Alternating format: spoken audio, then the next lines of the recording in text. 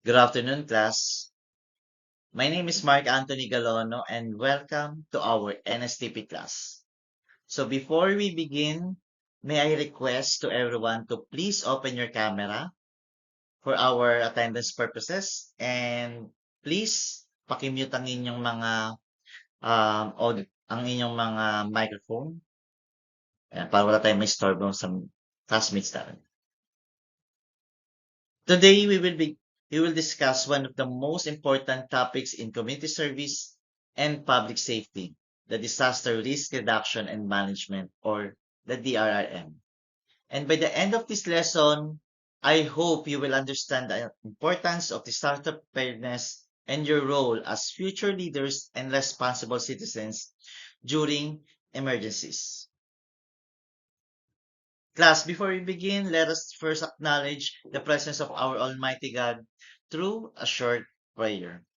All together, in the name of the Father, and of the Son, and of the Holy Spirit. Amen. Thank you, Lord God, for the gift of this day and the opportunity to learn. Please guide us, our minds, to focus and grant us the wisdom to understand. Help us treat one another with kindness and respect. Thank you for this day. In the name of the In Jesus' name we pray. Amen. In the name of the Father, and of the Son, and of the Holy Spirit. Amen. Let's begin by looking at some recent events. We have witnessed the earthquakes in Myanmar and Thailand in 2025. Also in Cebu last year, in Davao, itong previous month lang. These incidents remind us that the disasters can happen anytime and anywhere. They often come without warning, affecting thousands of lives and causing damage to homes, schools, hospitals, and communities.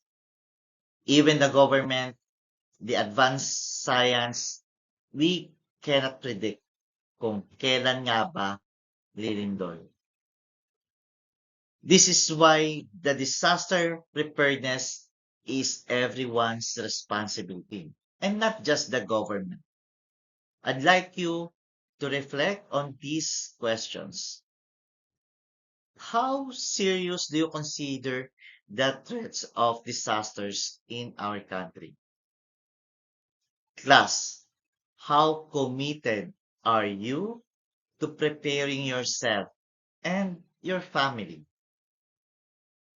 What are your role do you think as a youth should play during the disaster? And class, finally, what should we remember during,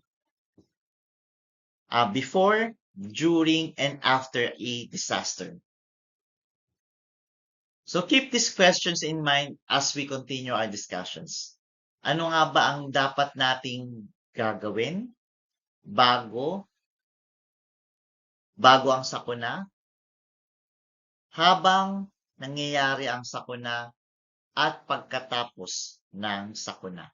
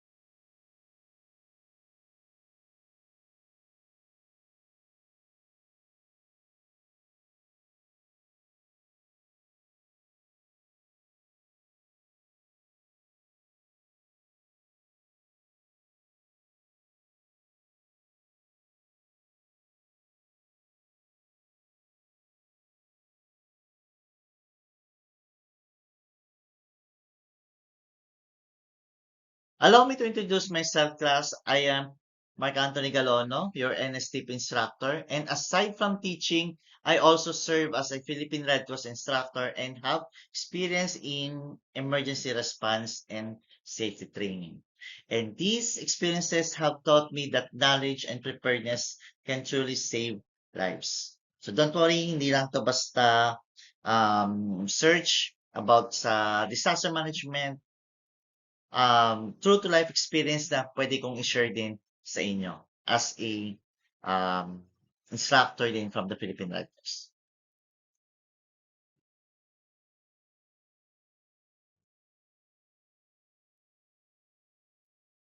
Class, the Philippines is considered as one of the most disaster-prone countries in the world.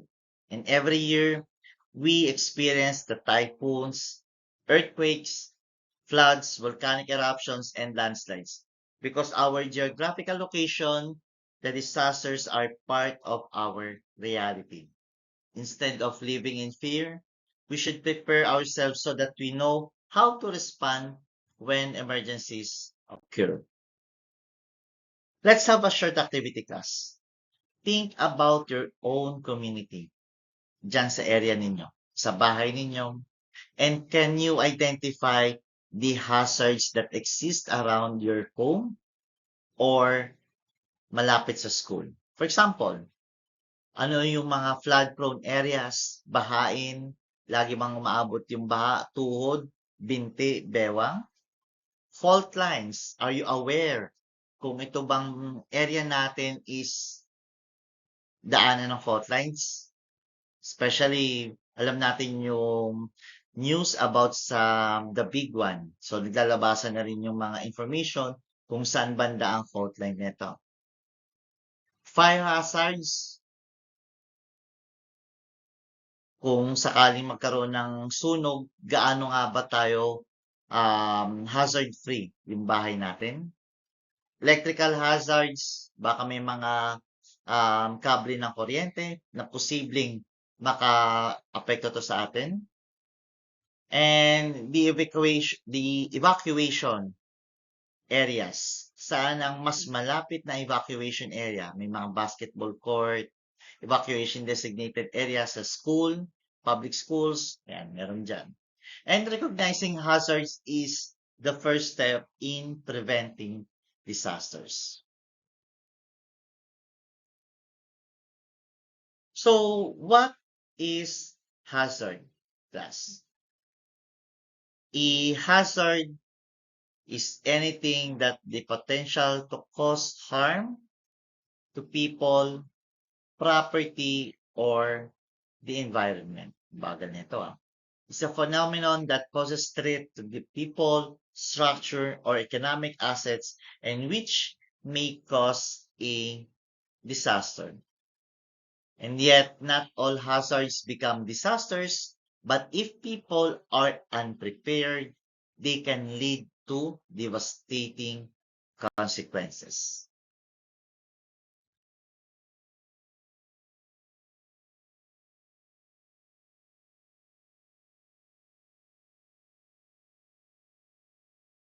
So for the natural hazards, it includes the climatic variability, typhoons.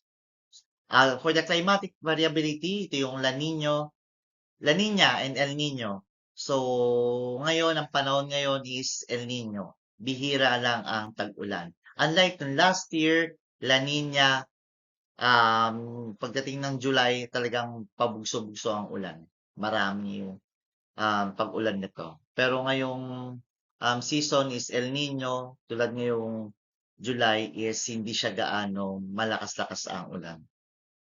O hindi masyadong karami ang pag-uulan nito.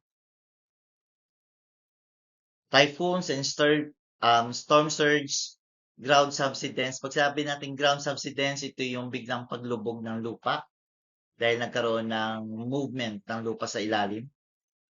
Volcanic eruptions, earthquakes, landslides, tsunami, and pagbaha. So, self-explanatory. If ever may questions kayo, class, you may raise your hands. Okay. These are caused by natural processes that humans cannot stop, but we can prepare for them.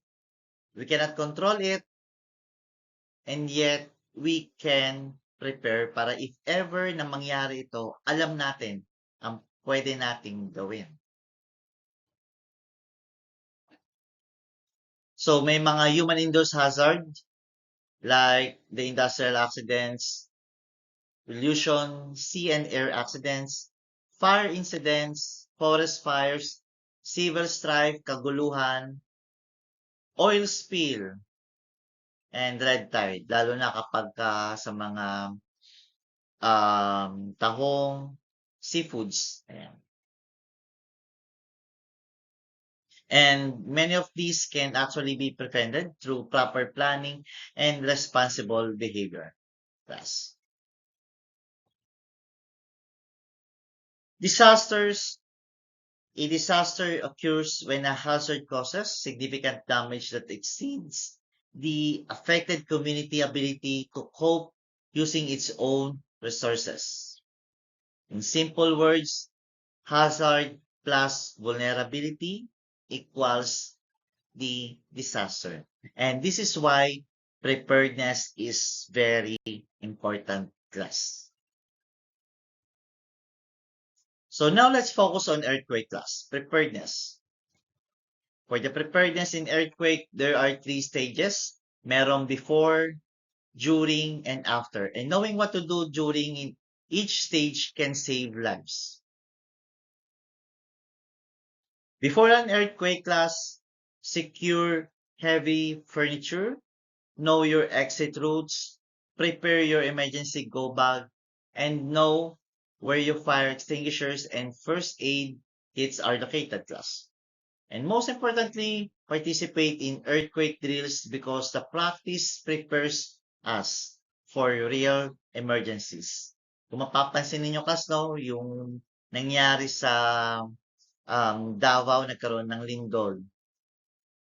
Nagkaroon sila ng morning class activity, flag racing, and then during their flag racing, biglang lumindol. Alam ng mga teachers ang gagawin, lahat ng duck, cover, and hold. So, practiceado din yung mga teachers that time. Wala lang akong video neto. Kasama yung video ko. Okay. And then when an earthquake happens, stay calm. Do not panic. If you're inside the building, stay inside. Remember the 3 important words kanina nabanggit ko. Drop, cover, and hold. Yuko, class. As in, sa lapag. Pag sinabing cover, hahanap ka ng lamesa at makocoveran ng ating likuran. Ang ulo, yung batok, likuran. And hold, hawakan ninyo kasi baka gumalaw yung lamesa.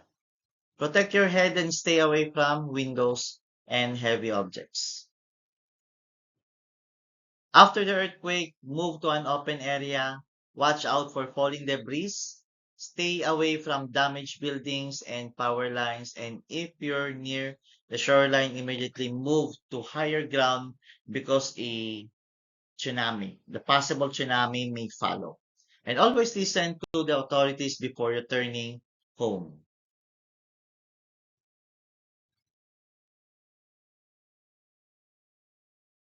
Before we end, class, let us answer these questions. First, what are the 3 steps during an earthquake? Ano ulit yung 3 steps? Di ba ito yung duck, cover, and hold. Or drop, cover, and hold. Second, why is preparedness important? And lastly, what essentials items should be included in your emergency go bag? Ano ang pwede nyong ilagay sa emergency go bag ninyo? Di ba pwede natin lagyan ito ng tubig, delata, chocolates, kasi at least pwede tayo makakuha ng more energy sa chocolates na ito, proteins, flashlights, whistles, and ano pa ang pwede nyong ilagay. So you may answer these questions in the chat box. Yan, pwede rin kayo mag-raise your hands. As we end today's lesson, class, always remember this. Preparedness is not about expecting disasters every day. It is about being ready so that when emergencies happen, we know exactly what to do. And disasters cannot always be prevented, but their impact can be minimized through our knowledge, the preparation, and our teamwork. As an NSTP students, you are the future leaders and volunteers in your communities. And every one of you, I encourage you, class, to become the advocates of safety, preparedness, and resilience. Okay, class, thank you very much for listening, and I hope to see you in next class. Stay safe, everyone, and God bless.